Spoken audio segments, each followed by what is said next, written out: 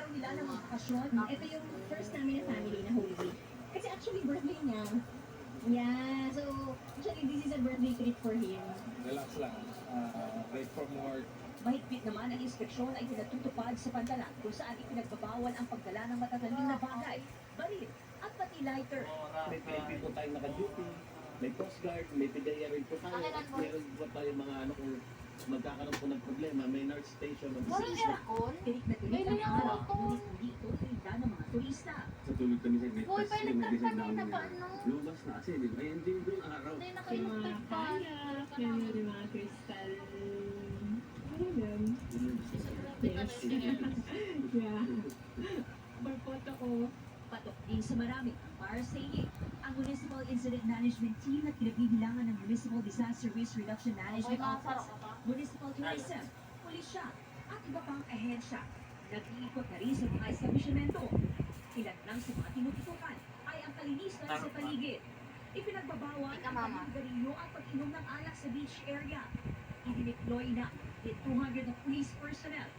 Nananawagan ang pulisya sa mga bisita na sundin ang lahat ng mga alituntunin na inilatag ng LGU at mga otoridad upang mapanatili ang kapayapaan sa Boracay.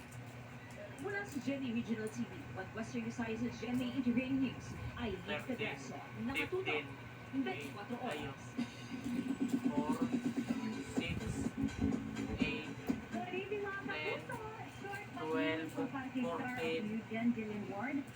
17. At nang pahinga, balik na siya Katulong sa trabaho Jolene. para sa abot na may napangarap. 17 yan? Pelikula kasama si Katulong Ken Jolene. Chan. Makikita kay Larson Chan. Simula pa nitong Lunes Santo hanggang sa Miyerkules Santo ay tuloy-tuloy ang taping ni Julian Ward para sa abot kamay na pangarap.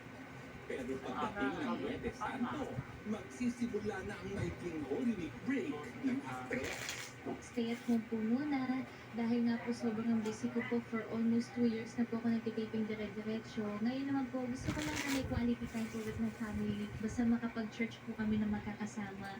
Kasabay ng bakasyon, gusto rin paglaanan ng oras ni Jillian ang mga bagay na espiritual.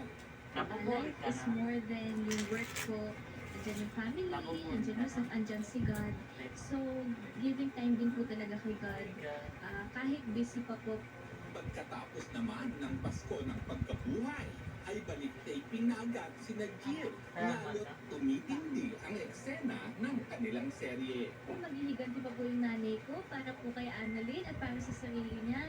So ano pong gagawin ngayon ni Doc Carlos na nagtatago po siya? At ano din pong gagawin ni Nanay na anak ni Doc Carlos sa pagtatanggol niya po ba si Nanay at Annalyn or kakampihan niya yung tatay? Good news naman para sa mga fans nila ni Ken Chan. Sa buwan ng Mayo, nilipad na sila pa Taiwan para sa shooting ng kanilang pelikula. Sobrang na-excite po ako. Cinco Hindi po po. siya yung usual 10. na love story sa isang pelikula. War Santiago, updated sa showbiz happening. Mahirap. Senior citizen. Tagal ka na. Dahil naman na. Abogado para kumita sa pansolotaryo Ayun, arestado. Arestado daw. Ang sitwasyon sa ilang pantalan at paliparan ay inaasahan na ang dagsa ng mga pasaherong paprobinsya. At paano kaya Atikat mo na dito magmumingay sa at city. magbabakasyon ang ilang kapusong star Wala. ngayong Holy Week? Hindi wala yung Tutukan natin yan sa pagbabalik ng 24 oras.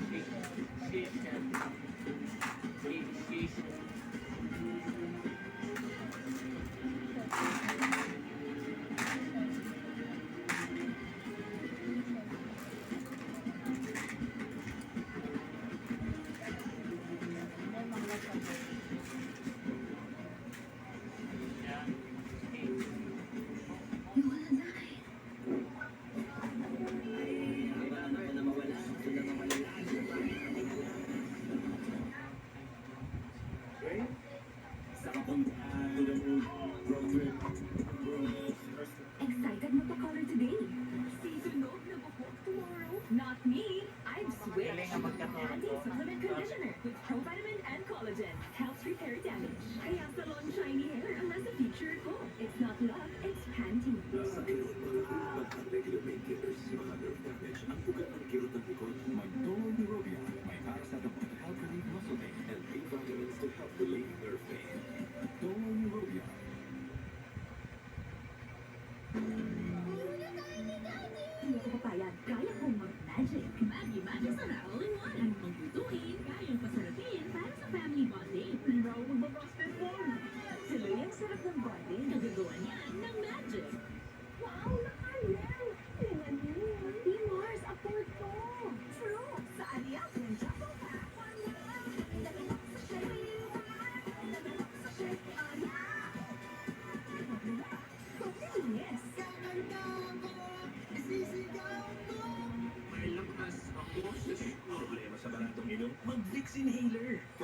relief mula sa baradong ilong kahit kailan, kahit saan. Malakas ang boses ko!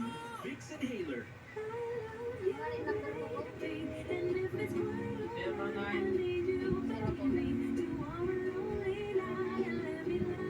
ay ko.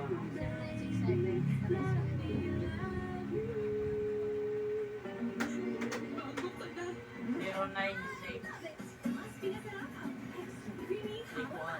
Naglalaro ang mga sangkay. Na yung 16, 17. 014. Ang maliit na Ay, bagay. so Ang maliit na bagay. 0930. Pwede na may upload nila 6 minutes. Baka lumala at di ka na makasabay.